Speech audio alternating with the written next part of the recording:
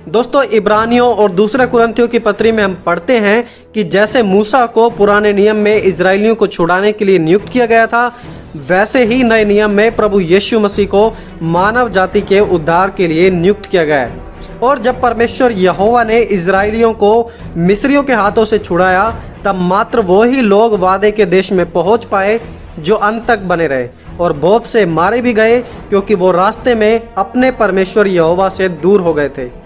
प्रेरित पौलुस ने और इब्रानियों के लेखक ने लिखा कि ये सभी बातें हमारे लिए एक प्रोफेटिक संदेश के साथ दी गई हैं। प्रेरित पौलुस ने लिखा पहला कुरिन्थियों 10 अध्याय 1 से 11 वचन में, हे भाइयों, मैं नहीं चाहता कि तुम इन सब बातों से अज्ञात रहो कि हमारे सब पूर्वज बादल के नीचे थे और सब के सब समुद्र के बीच से पार होकर गए, और सब ने समुद्र में मूसा का बपतिस्मा भी लिया,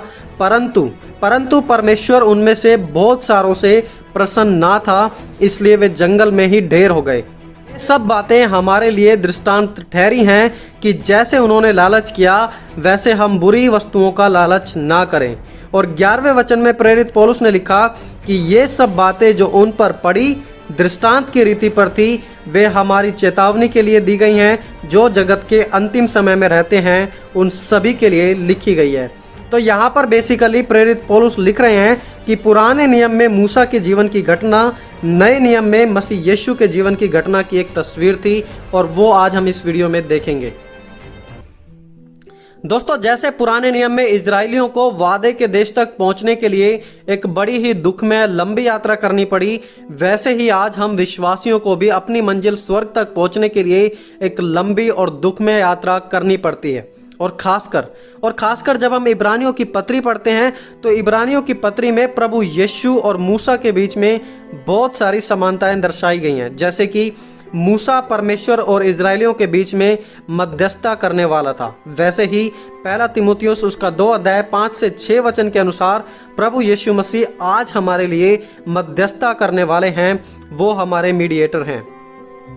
दोस्तों, इजरायलियों को एक बहुत ही टेम्परेरी रहने की जगह मिली थी, लेकिन हम जो आज उस पर ईमान रखते हैं, हमें वो जीवन का मुकुट देगा, एक अनंत जीवन देगा। दोस्तों, क्या आप प्रभु यीशु और मूसा के बीच की समानताओं को समझ पा रहे हैं कि कैसे पुराना नियम भी मसीह के आगमन को स्पष्ट करता है, बिल्कुल साफ साफ दर्शाता है। जब प्रभु यीशु का दोबारा आगमन होगा तो स्वर्गदूतों द्वारा तुरही का शब्द फूंका जाएगा और सभी उसे देखेंगे, और जब हमारा शेर, हमारा उद्धारकर्ता वापस आएगा तो पूरी पृथ्वी हिल जाएगी, और जो परमेश्वर की तरफ हैं वे बच जाएंगे, उन्हें उठा लिया जाएगा ताकि प्रभु यीशु के साथ रह सकें, और जो पाप में जीवन बिताते थे वो दंड के सहभागी होंगे। जिस प्रकार प्रभु यीशु का दोबारा आगमन बाइबल में बताया गया है, बिल्कुल उसी प्रकार मूसा का आगमन भी हुआ जब वो सीनै पर्वत से वापस लौटा।